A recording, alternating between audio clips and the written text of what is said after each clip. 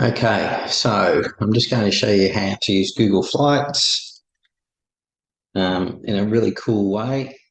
There. This is what we use mainly for searching for flights for travel and stuff. And we go into this google.com travel flights. So this is really useful because we can say Melbourne to London. Excuse me, if I can type, there it is. And then we'll just put in a date. We want to go economy. We want to go one way because we travel one way most of the time. And firstly, you come up when you do this and it actually shows you the cheapest flight on the individual days. So depending on when you want to go. So we were probably looking at April. So we just scroll across. And you can even see here, see the flights go up a fair bit from March into April. So maybe we'll say, well, we'll go a little bit earlier and we'll go on the 24th.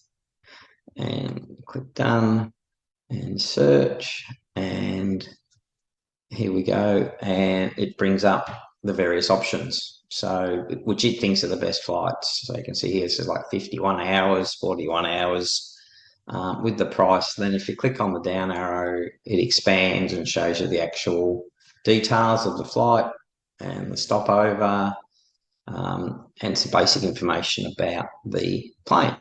Okay, so that's all good. But, you know, and then you can go up here and you can go just, I'll check the next day. And it brings up the similar screen. And you can also bring up this date grid, which brings up just if over a week's period, the cheapest flights. And there's also the price graph. So you can actually see how the price has changed depending on what the dates are. So they're really good visual options.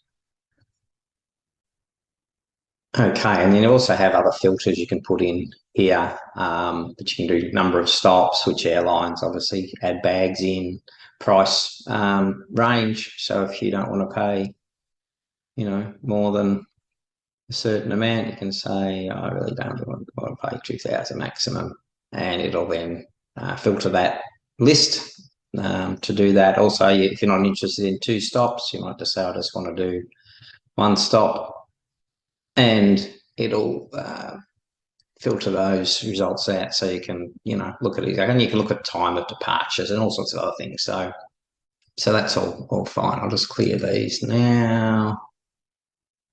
Any number of stops, all airlines. I'll clear all.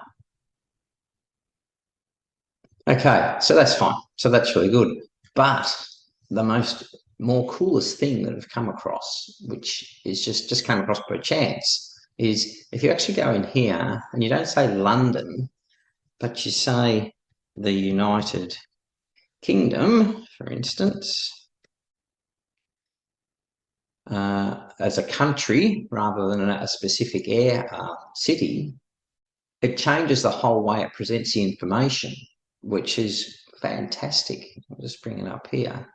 So now you can actually see, because we're pretty flexible of where we fly to. We really don't care a lot of the time, as long as it's into a general area. But as you'll see now, what it's done, it's showing us on the 25th of March from Melbourne, one way for one person. We'll just do that so that we see the prices and economy.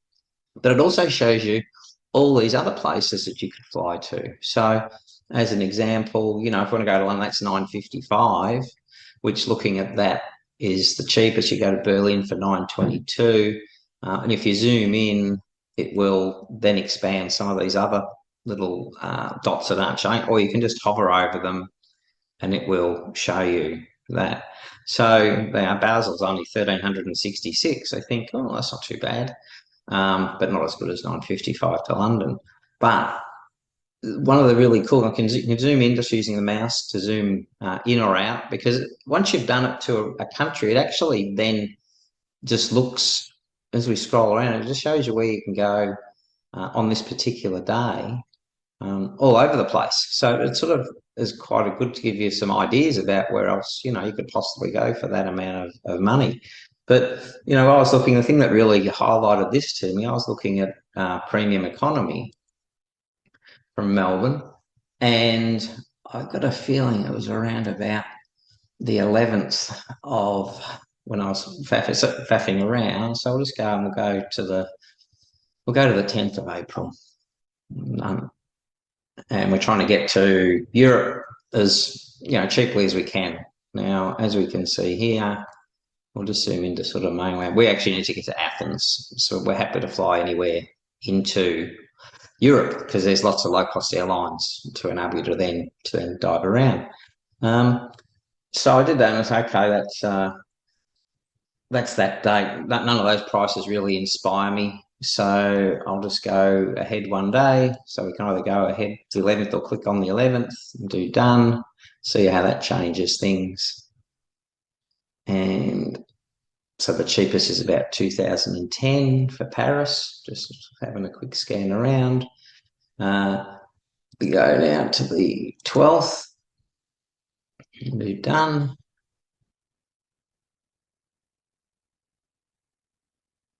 And we go, oh, and we go, bingo, look at that. There's one in Frankfurt for 1,338, which is brilliant, fair for premium economy. So then you can just click on that and it changes this left-hand panel, shows you the options. So this is a Vietnam Airlines premium economy.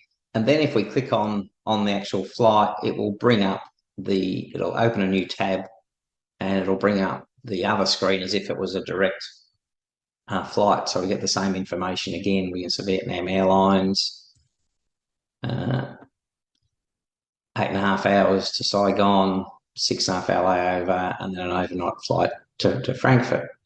So we go back to the so I wonder if what it's like. Maybe the 12th not ideal for us. Maybe we want to go on the 13th. So we'll just change the date to the 13th and do done. And is it going to be any better than 1338? And it bangs back up to 2053. So just by changing the date here and scrolling through the different days, you can very quickly visually see where might be the best place to fly into. So whether it be the whole of the continent, or just one country. I mean, we can look here to see, it's only 12,000 to go to Swansea, but all sorts of other places within it. So it's just a really, really cool way of being able to sort of see what options there are out there. So I just thought it was worthwhile knocking up a quick video to illustrate this, and that. So yes, I hope that might help someone, and happy travels.